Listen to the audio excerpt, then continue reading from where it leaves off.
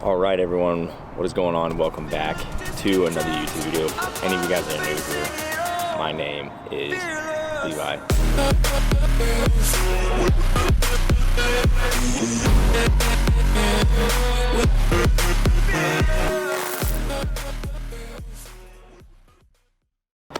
It's getting cold now.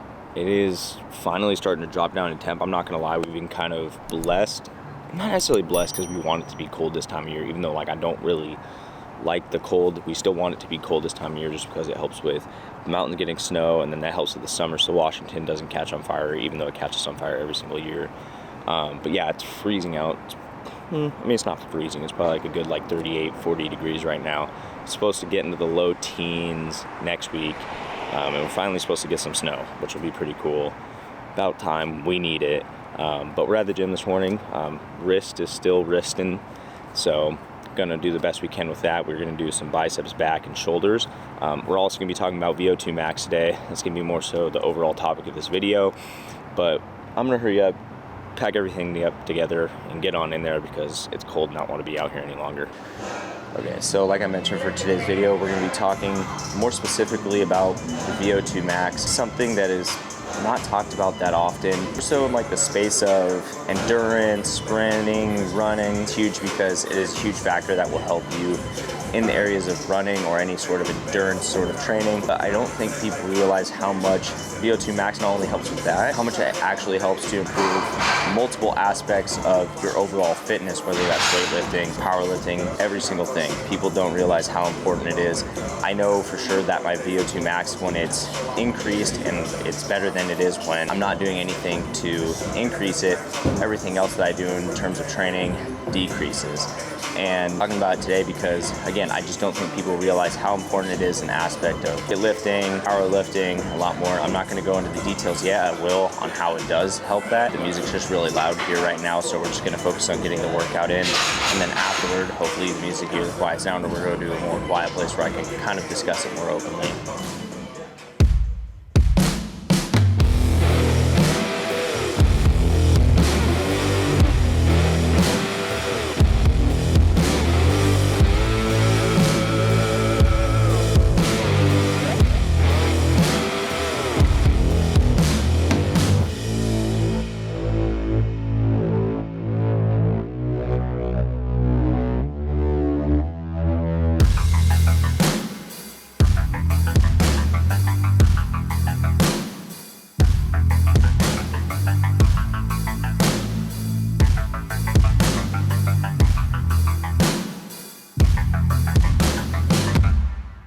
So I figured, instead of talking about the science and how increasing your VO2 Max works to basically help you in every other aspect of your training, I figured I would just tell you guys right now how to increase that. So the number one way to increase that is doing some sort of HIIT cardio. Every Wednesday I do a HIIT training session. Sometimes I might incorporate it into a track workout, so I might do it 2 days a week. Just depends on whatever I have for my training regimen. But I always try to do it at least once a week. And I do a 3-to-1 ratio or a 1-to-1 ratio. That is the most effective way to do HIIT cardio and improve your VO2 Max. So that's simply how I do it. You can increase your VO2 Max by doing something like, let's just say, long endurance training, whether that's going on a bike for a long time, swimming for a long time, or going for a long run. You can increase it, but it's not going to be as dramatic as it would be if you did some sort of HIIT cardio. I think it's good to kind of include both in your training regimen, but you don't have to. I know not everyone likes endurance training like me, so kind of up to you to choose which one you want to do. HIIT cardio doesn't have to look like the HIIT cardio that I do. It might be, again, intervals on a track. It could be intervals in the pool. It could be intervals on a bike. Whatever it is that you are getting up to that 90%, 100% threshold of your running training, or not running, I should say, but your cardio training, that will help to increase your VO2 Max. So again, any interval training, high intensity though, will help to increase your VO2 Max. I'm gonna finish up my workout. I just got a couple more back accessories to do, and then that'll do it.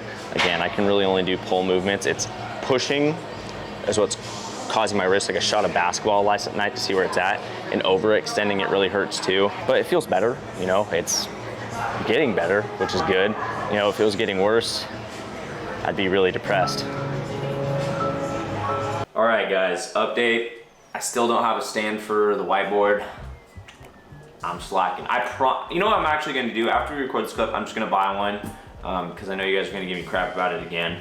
But it is what it is. So like I mentioned in the video earlier on, I was gonna explain the science of the VO2 Max because it'll make a lot more sense to the benefits that I'm gonna explain afterward and everything that I said before in the video. So let's go through the science of your VO2 Max and how it improves every single thing that you do in your daily life. But more specifically in this video, obviously we're talking about training. But anyway, so I drew up kind of a diagram of like your capillaries, right? This right here is supposed to resemble your capillary before and your capillaries after. So before you start training to increase your VO2 Max, your capillary beds are going to be relatively more narrow than they would be after training for your VO2 Max. And so when things are a lot more narrower, less can go through it, right? That means less blood flow. Kind of like, let's just say if I had a hoop and I was trying to throw a dart through it, right? If the hoop was huge, I could probably throw like 6 darts through it. And that's kind of how these capillaries work with ATP, oxygen, and other good stuff, right? So the smaller that the capillaries are, the less ATP that we're gonna get in there and the less oxygen that we're gonna get in there and a lot of other good stuff, right? But if we train our VO2 Max or try to increase it, what's gonna happen is the body's gonna think to itself, this workout's really hard, it's really difficult, what's gonna make this easier for me because I need to be able to perform this if this is the demand that's putting on me, right? Like our brain doesn't know the difference. All it knows is like, hey, look, we're going through something hard. We're continuing to do this hard thing week in, week out. We need to be able to adapt so we can do this easier. And so what happens is the body goes, okay, let's just expand the capillaries. Simple adaptation. So what happens now, kind of like I mentioned with the big circle and throwing multiple darts through it, is now we can throw more ATP through it, more oxygen, and more good stuff. So essentially your capillaries just expand, allowing for more stuff to go through it. It essentially enables you to just perform more efficiently and make everything easier for you, which should make sense in terms of like, you know, your strength and hypertrophy, because if you are able to put more blood flow through those capillaries, you are bringing in more oxygen and more ATP like I showed you guys, and that helps a lot with strength because if I'm going into something, right, and I'm going down, right, and as I'm coming back up, there's blood that's flowing from those muscles into the heart. But the more I can provide back in and throughout the body, the more easier it's just gonna be for me during that lift because that blood flow is much more stronger than it would be if not. That's the science behind it. We'll get into the benefits now, but I feel like the science kind of explains itself and how it performs in every other subject of your life. But I think it's really important to explain that, and I think it's really interesting.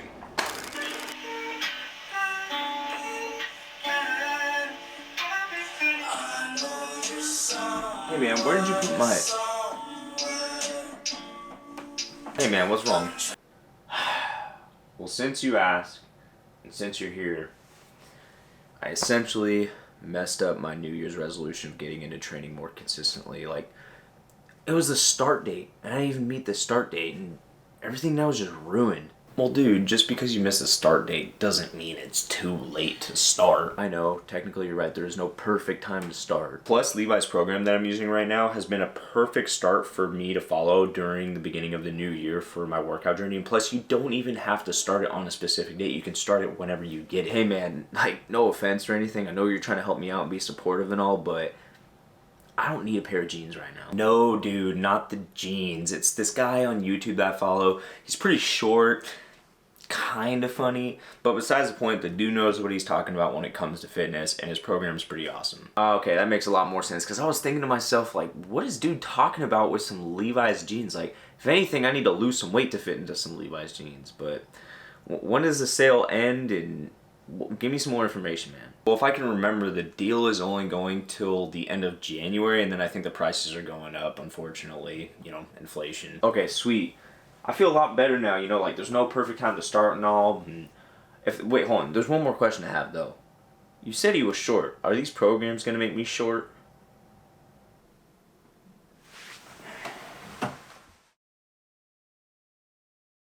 So yeah, you guys heard it. Programs are only going to be on sale till the end of the month. that's all I'm gonna say about that. The promotion said everything itself. If you guys have any questions about them, let me know down, link in the description, or no, not link in the description for that. Just ask me down below in the comments.